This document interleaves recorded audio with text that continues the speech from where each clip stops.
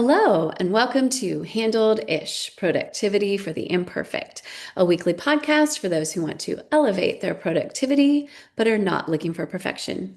I'm your host, Betsy, and I am really happy you're here with me in podcast land, Apple Podcasts, Spotify, wherever you get your favorite podcasts, on YouTube, on my YouTube channel, via the KC24 CBS 47 Plus app that you can download from your smart TV.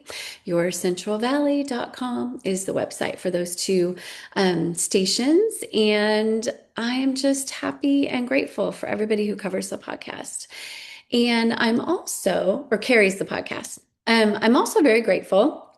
I believe I might have mentioned this along the way, but I want to make a point of expressing gratitude to KC24, CBS 47, YourCentralValley.com, because Channel 24, KC24, has a show called Central Valley Today. It's at 3 o'clock Pacific during the week. And I have been so blessed to have been a guest about once a month for most of this year. It started in February. And it has been such fun to come on and visit with the host, Kayla Holt. She's amazing. The producer, Letitia Leal, is a graduate of my department. She's also great. All the camera people, everybody.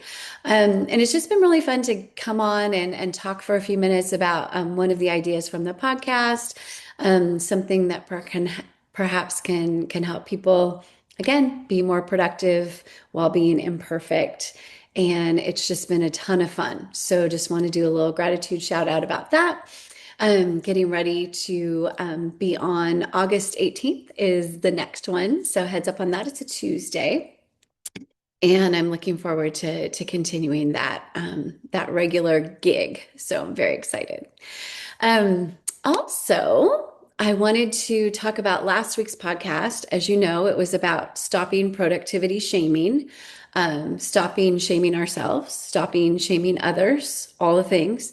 Something I feel really strongly about. And evidently, a lot of you do as well. I got a lot of feedback about how it was a really helpful nudge, a really helpful reminder that, we're all doing really well. As you know from my tagline at the end, I believe everybody's doing better than they think they are. And the last thing we need to do is to productivity shame. So I'm happy that resonated. I'm happy we sort of are starting this little movement to stop productivity shaming, and happy the nudge landed. So this week is episode 125, and we're going to talk about making a project list or making a project spreadsheet. However you organize it is up to you. But the idea that sometimes we have a lot of distinct things going on that are ongoing. And a lot of those have medium-sized timelines, large, extra large. Sometimes they are multi-year timelines. And sometimes there aren't specific timelines attached, but these are just things we want to keep in mind because there's things we want to work on and we want to make time to prioritize and schedule. And I like to think of these in terms of projects, right? We all have a lot of projects going on in the different components of our lives. And sometimes when all of those things related to projects are on one to-do list, it's a little bit overwhelming and unwieldy. And if you think about kind of ways to organize things, there of course are a million. So I'm going to share an idea today that hopefully will be helpful. And the idea is to make a master project list and then have your actual action item and to-do list separate from that. So it's kind of like a spoke, hub and spoke. Had to think about that for a second, a hub and spoke kind of thing. So you have these master project lists, and then you have the things that you need to do that spring out from that. So you can do this project list in a couple of different ways. You could have a project list for each category of your life, right? So these are the project lists, or these are the projects I'm working on for work. These are the project lists for home, for personal, and maybe for hobby slash side hustle, entrepreneurship thing, whatever over here.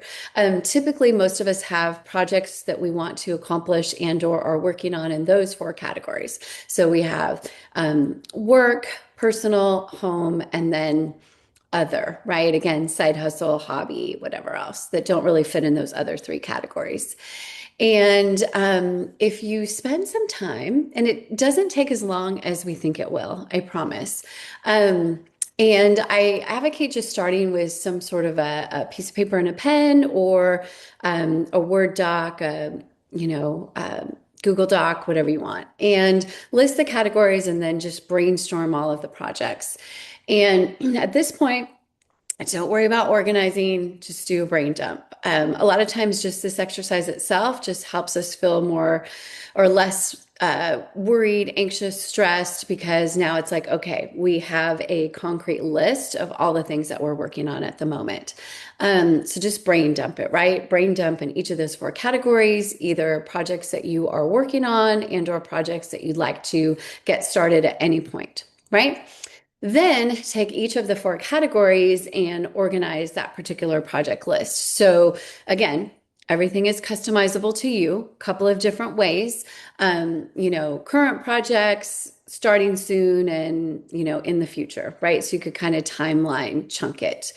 You could also organize it, if work is client related, right? Like projects under each client. You could also organize them by different job functions, right? So new business projects, operational projects, finance projects, HR projects, whatever it makes sense for you. Obviously, with someone who's an educator, it might be course, program, service, the different committees and different things, right? So you sort of can chunk out your projects by role, by client, or by, sort of what's happening short, medium, and long term. So think about how it makes sense for you. And you might also want to combine it, right? Client projects in the different time horizons, committee projects in the different time horizons, different roles and those projects within the different time horizons. And the key is to sort of find these categories that can stay relatively consistent, so that way you don't have to keep organizing the structure. You just kind of work within your structure. And obviously, as you continue to work with this project list, things are going to change, but this is just best case right now. Don't worry about it too much. Not married to it. You can always adjust it later. And then obviously slot your different projects in there. And the idea here is projects, not action items, steps, not quote to-dos. These are project categories. And once you kind of have a feel for what your project categories are for work, then you can go on and same thing, do it for personal. So that could be, you know, um, maybe health. Trying to think of what else we could do. Maybe it's reading projects. I guess that might go into hobbies, but whatever your personal projects are, maybe it's, caregiving, childcare, relationships, right? Those sorts of things, right? Under personal. So what are the main categories? And then what are some of the projects underneath those categories? Same thing for home, right? What are the categories? Maintenance, improvement, home decor, holiday, whatever. And then, your side hustle, whatever it is. So what are those main categories? And then lump your projects in with those main categories. And once you do that and have a really good idea of the landscape, there really is some good peace with that. Yes, you may have a lot going on, but at least you can sort of see it. That's why writing it down is so critical, and organizing it in a way that makes sense, because then you've got a lay of the land and you're like, okay, here are my current project situations. And maybe you need to move a lot of those down to later. And I think that sometimes we're not able to do that until we see the full landscape of our life, which is why I advocate doing those four categories and not doing just one.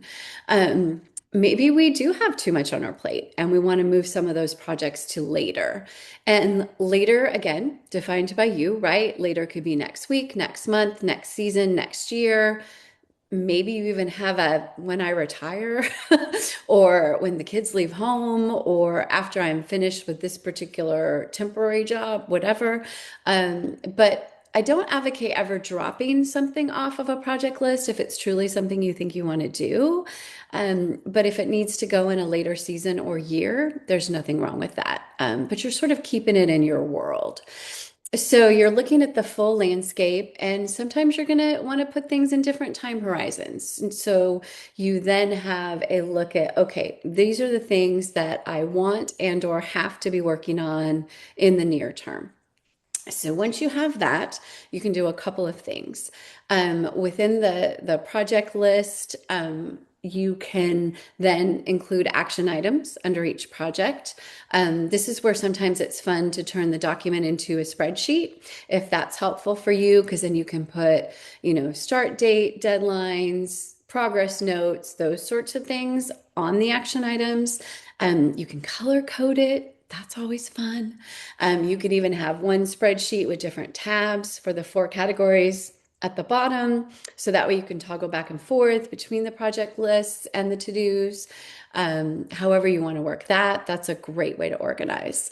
Or you might not want to do that. You might just want to keep your project lists either on one document or 4 different documents, and then maybe link to another list which has the detail, the action items, the to-dos, those sorts of things, which again can be in list form or spreadsheet. It can have deadlines. I advocate always giving deadlines, as you know, for me, and I don't think I'm unusual. If something doesn't have a deadline, sometimes it doesn't get done, right? So that's why we have, stuff on our desk, stuff in our email, stuff in our, computers that we want to quote get to when we quote have time. And sometimes that's, months, years, or never. And I don't know about you, but sometimes when I get to those sorts of things, and it's been a year or so since I put it on the I want to get to it at some point list, I just end up not engaging with the material. And that's not super helpful because at some point I thought it might be useful. So those deadlines are really important. Um, so there you go. So that's the thought I want to share with you this week is to create project lists for each of the 4 categories of your life: work, personal, home, and then whatever the miscellaneous column is: side hustle, hobby, blah, blah, blah. And list out the projects, the main categories of things that you want to focus on. Take a look at the full landscape of your life in the 4 categories, or excuse me, among the 4 categories, to see if maybe, project timelines need to be adjusted and that you have the appropriate amount of things going on that makes you happy and fulfilled and not stressed out. And then once you have that, then you can drill down into the individual action items, to-do lists, deadlines, etc., that can be woven into said project lists, which again can stay in list form or transition into a spreadsheet. Or you could just keep the project lists at that high level and then link to or have notes as to where that you can find the individual list of to-dos for that particular thing. It's a really great way to organize anything, and it also makes sure that you are keeping the big picture of what's going on and what you want to do and what you've committed to, and also so nothing falls through the cracks. And so you really always have that 50,000-foot level view, which brings a lot of peace. When we don't really have our arms around what we're doing, sometimes that can be a little bit overwhelming because we're feeling like the balls are in the air and we don't know if anybody's dropped and all that kind of stuff. So yeah, so I'm curious if you have tried something similar to this, or if you are interested in trying something similar to this. School starts again in a couple of weeks, so having project, I'm doing my project lists. Updating them for fall, and some of the things are just like they always are each semester, and some of the things of course are new depending on different things, and it's just a really great exercise. So then I kind of know, okay, here's my landscape.